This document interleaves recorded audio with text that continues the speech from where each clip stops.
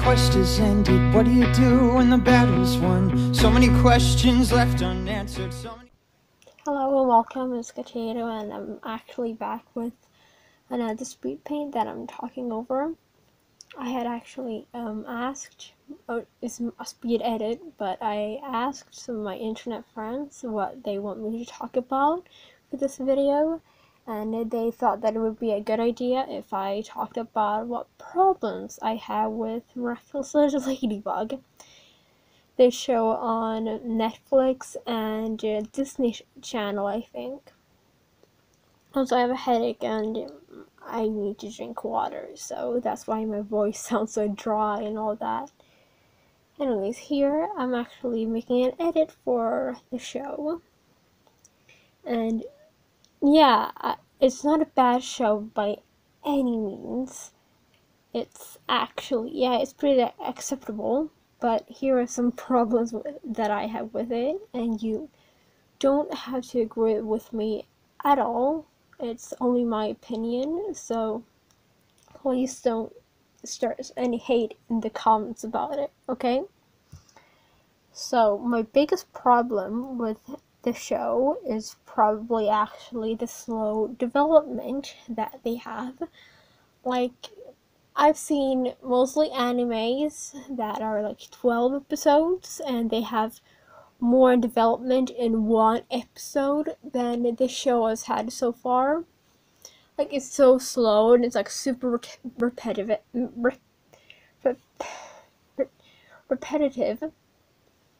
Okay, good, I got it down. And, well, the characters don't have that much development either.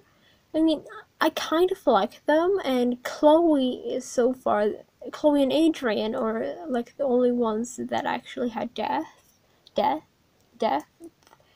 Marinette's getting some, but I honestly don't like what they've done for her character, because like they gone to, she's like a bit unlikable now, which I mean is kind of good, but still. So, you don't have to agree with me on this, but season 2 was basically a fan service with ships and all that. Like, it didn't really progress the plot. It was just fan service. It shows some more sides of the characters, so that's good. But it just wasn't that good. It was better than season 1, but it was still repetitive. What I did like was the new Miraculous holders, though, but I wish that they had explored that a bit more. And maybe, and also they seem to drop a lot of plot lines. Like, okay, I'm going into spoiler territory if you haven't seen season 2, but in the beginning of season 2, Marinette starts suspecting that Gabriel is, Hawkmoth, and then it's like, oh no, and then because she found a book from Adrian, and she's like, oh no, Adrian might be Hawkmoth, and then Mastiff is like, no, it's probably his father. So Marinette goes to check it out, and then Hawkmoth, or Gabriel, as he akumatizes himself to get the job done, and after that, they just drop it. Marinette doesn't suspect Gabriel anymore because he got akumatized. It's kind of stupid, and she should, and especially Master Fu shouldn't have dropped it. It was like, no. Also, Marinette, she's like the most popular girl in school right now due to them dropping characters and plot lines. Like, Nathaniel had a crush on her, but then suddenly he liked Ladybug. Yeah, I know that Marinette is Ladybug, but it's not the same. He's like, oh, I'm gonna like Ladybug now for reasons. And then Nino stopped liking her, and like one episode he's liked her for one episode, and then that's gone. He's got together with Alya instead, I think. And now Marinette has a new love interest called Luca. I actually love Lucas, no hate against him, but he was a bit unnecessary. I mean, they already had two characters that had explained interest in Marinette before, and as a lot of girls, by the ages of 14 to 16 are supposed to relate to her, having so many guys interested in Marinette is kind of, it's not as relatable. And I know that some characters come back, but they mostly just like introduce a new character just for them to get akumatized, and then like forget about them. Actually, in like season 1, I liked that each one of them classmates got akumatized, because that meant like each classmate had their own episode, and I thought like, oh yeah, in the next season you'll get to explore them a bit more. And only some characters got a bit of screen time, but most of them, if they got screen time, it was mostly just to support the main cast. And I was actually really disappointed because, again, there's no development.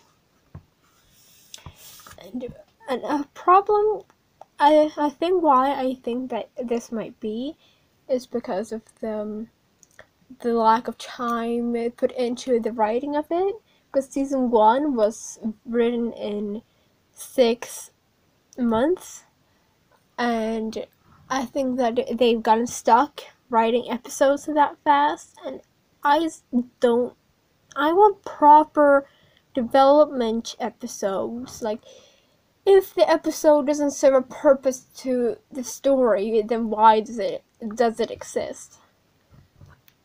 One thing that I did like about season 2, though, is that we saw another side of Adrian / Cat Noir, that he feels untrusted by Ladybug and would be ready to leave the team anytime he wants. Like, he's not scared. He doesn't think that it'll make a difference, and that's something that I think that they should explore more in season 3.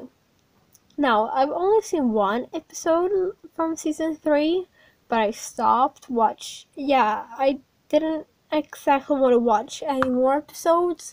It's the first episode I watched, because Lila came back, and I was super happy, because she's such a more powerful antagonist than Chloe. Chloe, you're awesome. I don't hate you. Lila's just more threatening. And I liked her part, but I honestly cringed so hard each time Marinette lashed out and started trying to prove that Lila was bad. I know that I was supposed to be on Marinette's side, but she was acting so bratty and immature in how she was doing it, screaming and acting like a 5-year-old. She could have gone through it in a bit more mature way, and I would have been more Marinette's side. Now, I think the only reason why Lila is here now is so Chloe can step off the civilian antagonist platform that she's on, and Lila can replace her. But actually, I haven't seen a lot of Chloe in season 3 or even a bit of her, more of her in season 2 but it was mostly its development for her.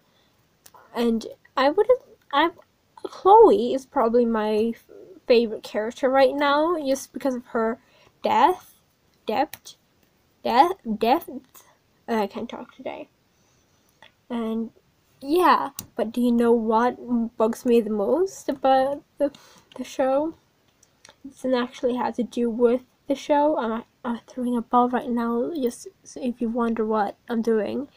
But what bugs me the most about the show is actually the fandom. That's not the show's fault, but it might be the show wants ship wars to happen, or character wars and all that, But like, I've been on Miraculous Me now for a while now, and it was fine when I first got it, but now like there's been more and more 5-year-olds have downloaded it and start using it, and like I don't feel as safe there anymore as I used to. There's like 5-year-olds in the comments hating on Luganet or any other ship, and it's like, why would you hate on the ship? It's not hurting you. Adrian already got confirmed that it's going to be the end game. Why are you so bugged when someone draws two characters together? And I mean, it would be a different thing. It was like if it was incest or pedophilia, but it's not. It's two characters in love, kissing. It's just what different people have different preferences, and some people can't respect that. And yeah, it's mostly them love square shippers attacking all the other ships with the main two characters that are not like them with each other, like Adrian x Chloe or Adrian with Lila. And sure, I don't think that those relationships would be the most healthy, but it doesn't mean that people can't ship them and change up Chloe and Lila a bit. Like, one of my favorite ships that no one seems to appreciate enough is Luca and Nino. I basically just ship them because they're both laid back musical guys, and I think that they would make a good couple, even if Nino's probably like super straight for Alia. And there's also those Chat Noir fangirls that bug me. You're allowed to love Chat Noir a lot, but when it comes to like the level of creepy that I've seen, it's like, ugh. They sexualize him, and even like 20-year-olds start talking about how hot he is, and he's like a 15-year-old character in a children's cartoon. And yeah, I do know that the show is made for kids, and maybe it shouldn't be progressive, and maybe it should be repetitive, but children cartoons can also be good and follow a story. And that's what I thought when I first watched it, and it's not hurting anyone. It's just there's some elements of the show that could be bettered upon. And the most important thing right now is that Anamino is where I'm the most active, and I have the biggust following. But Anamino, I'd really like to see all of those 10-year-olds and 5-year-olds.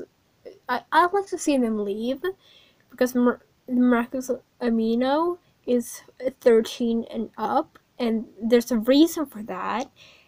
There's some mature content with kissing and blood and gore and all that, and I don't think that is healthy for 10-year-olds or 12-year-olds to see all that. So if you don't have parental permission to have Amino and you're under 13, I recommend not using it. And I know that I sound like an 8-year-old, but I'm actually above 13, so I'm allowed to use it. Haha, you noobs. Let me whip on you and dab on you, haha. Okay, I'm sorry. But yet again, I like the show, and yeah, it's okay, but I've just lost interest. So, here, I'm done with the edit, and I hope that you like this video. I'm sorry for rambling, and bye!